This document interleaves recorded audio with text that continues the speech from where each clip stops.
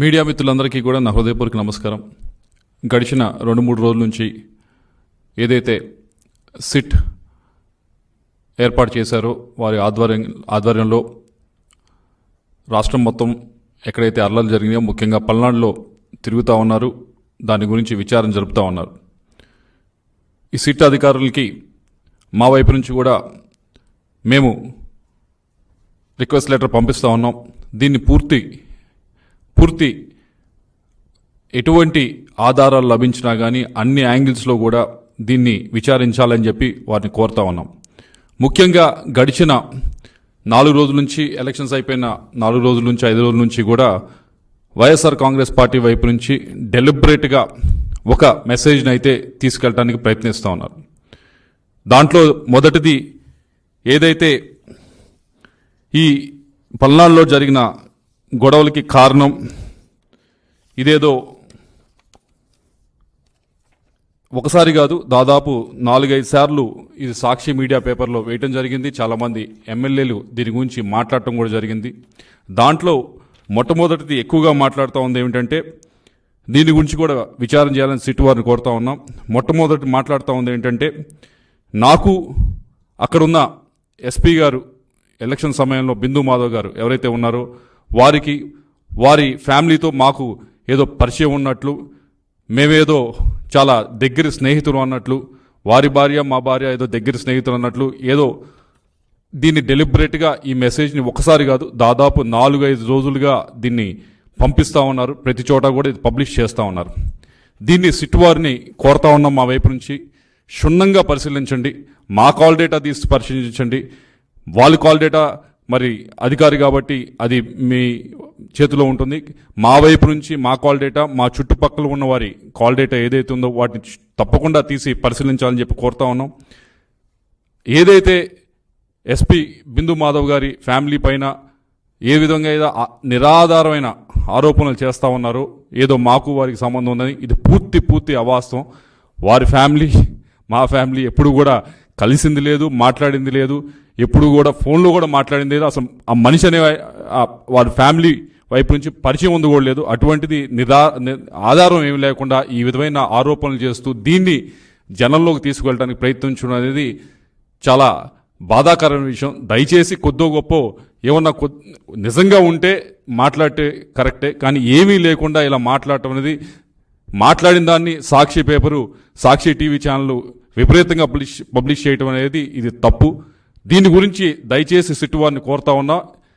నేను మామూలుగా అయితే ఏదో దీని గురించి తప్పించుకొని చేయొచ్చు, అలా కాకుండా నేనే సిట్ వారిని లెటర్ రాస్తా ఉన్నా. అయ్యా మా ఫ్యామిలీ వైపు నుంచి కానీ వాళ్ళ ఫ్యామిలీ వైపు నుంచి కానీ ఏమైనా పరిచయం ఉంటే దయచేసి ఇప్పుడు కాదు, ఈ నెల రోజుల నుంచి కాదు, గడిచిన 4-5 సంవత్సరాల నుంచి ఏమైనా పరిచయం ఉన్నా, ఇప్పుడు నేను కలిసినా, ఇప్పుడు నేను ఫోన్లో మాట్లాడినా దయచేసి అది బయట పెట్టాలని చెప్పి కోరుతా ఉన్నాను. ఇంతకంటే ఓపెన్గా ఎవరు కూడా ఛాలెంజ్ చేయలేరు, అంత ఓపెన్గా నేను ఛాలెంజ్ చేస్తూ ఉన్నాను. రెండవది చెప్తా ఉంది ఏమిటంటే ఏదో మాకు ఆ రోజు ఎలక్షన్ రోజు పోలీసుల వైపు నుంచి ఇదిగోండి టీడీపీ చెప్పినట్లు ఆడిందని చెప్పి ఏదో కథనం, పల్నాడులో హింసకు పోలీసులే కారణం అని, అట్టడుగున టీడీపీకి సహకారం అని చెప్పి ఒకరోజు ఇలా వివిధ ఆర్టికల్స్ని పబ్లిష్ చేయడం జరిగింది. అయ్యా మేము ఎలక్షన్స్కి 15-20 రోజుల ముందే దానికి సంబంధించిన ఆఫీసర్స్ అందరికీ కూడా ఎస్పీ గారు, ఐజీ గారు అందరినీ కూడా కలిసి మా వైపు నుంచి ఒక లెటర్ ఇవ్వడం జరిగింది. ఇదిగోండి మేము ఐడెంటిఫై చేసిన ఈ 140 నుంచి 150 సెన్సిటివ్ బూత్స్, ఇది ఓపెన్ లెటర్, ఇదేమి దాచేది కాదు, మీరు చెక్ చేసుకోవచ్చు. ఇది నేను పబ్లిక్గా మీడియాకు కూడా ఇస్తున్నాను, యూ క్రాస్ చెక్ ఇట్. 140 నుంచి 150 బూత్స్ ఉన్నాయి, మొత్తం సెన్సిటివ్ బూత్స్ మా పార్లమెంట్లో.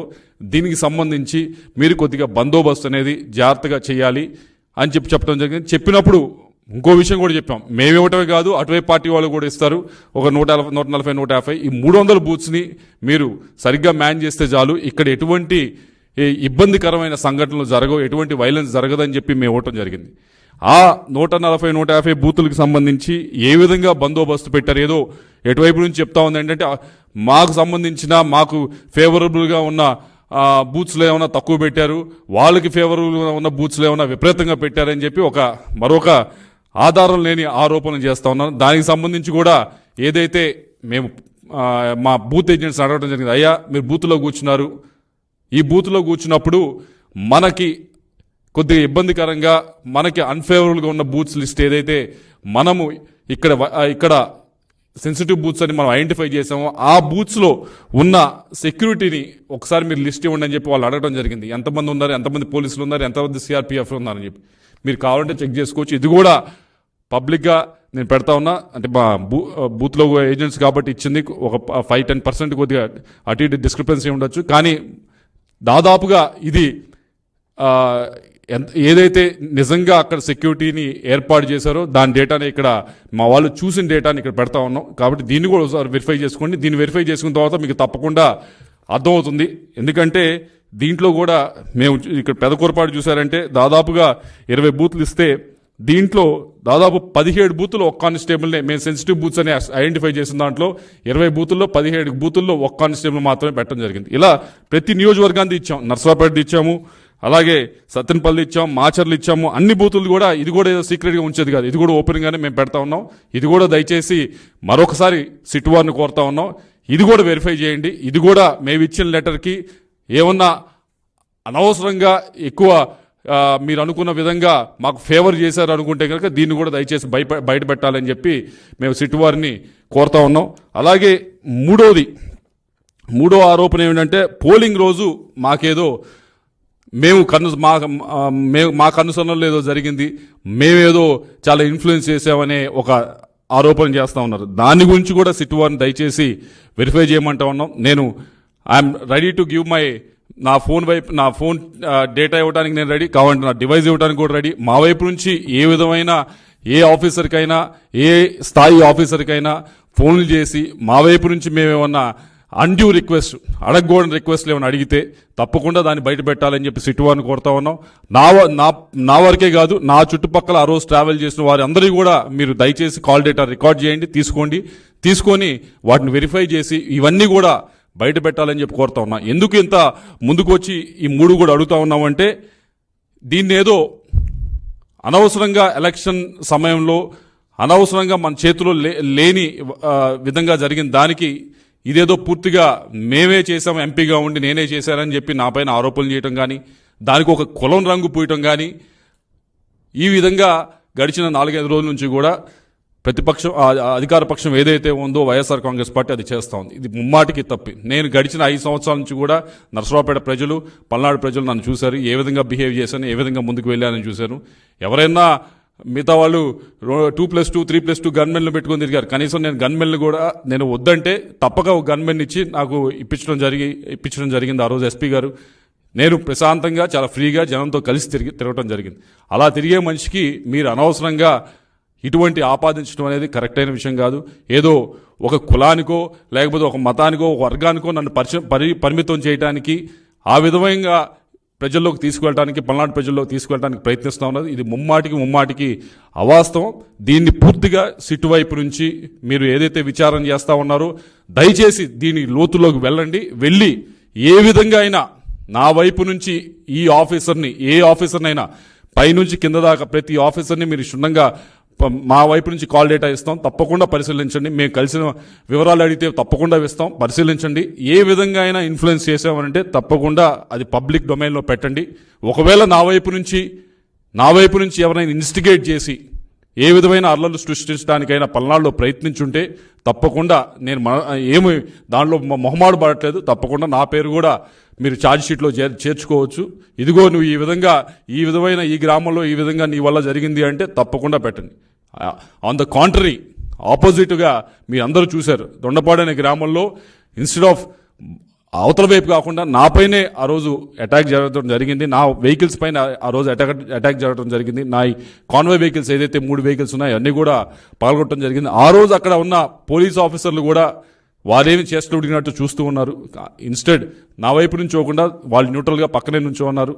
కాబట్టి మీరందరూ కూడా దయచేసి ఇటువంటి దుష్ప్రచారాన్ని మానుకోవాలి అని చెప్పి కోరుతూ మరొకసారి సిట్ వారిని దీన్ని క్షుణ్ణంగా పరిశీలించండి, లోతులోకి వెళ్ళి పరిశీలించండి. నేను ఏదైతే చెప్తా ఉన్నానో ఒకటి ఏదో ఆ రోజున్న ఎస్పీ గారికి మా ఫ్యామిలీకి ఉన్న ఏదో సంబంధాలు ఉన్నాయని ఏదో అపోహలు కలిగించు కథలు రాస్తూ ఈ 5 రోజుల నుంచి కూడా మీరు సృష్టిస్తున్న కథలకి దయచేసి ఏదో తప్పకుండా వాటి లోతులోకి వెళ్ళి పరిశీలించి ఈ కథకి తెరదించాలని చెప్పి కోరుతా ఉన్నా. రెండోది, మేమేదో కొన్ని బూతుల్లో మాకు అడ్వర్స్గా ఉండే బూతుల్లో మాకు అన్డ్యూ అడ్వాంటేజ్ వచ్చిందని మీరు ఏదో ఫీల్ అవుతా ఉన్నారు కదా, మేము ఇచ్చిన 150 బూతులకి లిస్టు కూడా ఇవ్వడం జరిగింది. వాటిని సిట్ వారు దర్యాప్తు చేసి మాకేమైనా అన్డ్యూ అడ్వాంటేజ్ మేము చెప్పిన సెన్సిటివ్ బూత్స్లో ఎక్కువ సెక్యూరిటీ పెట్టి మాకేమైనా అడ్వాంటేజ్ ఇచ్చారో లేదో ఒకసారి అది కూడా పబ్లిక్ డొమైన్లో పెట్టాలని కోరుతా ఉన్నా.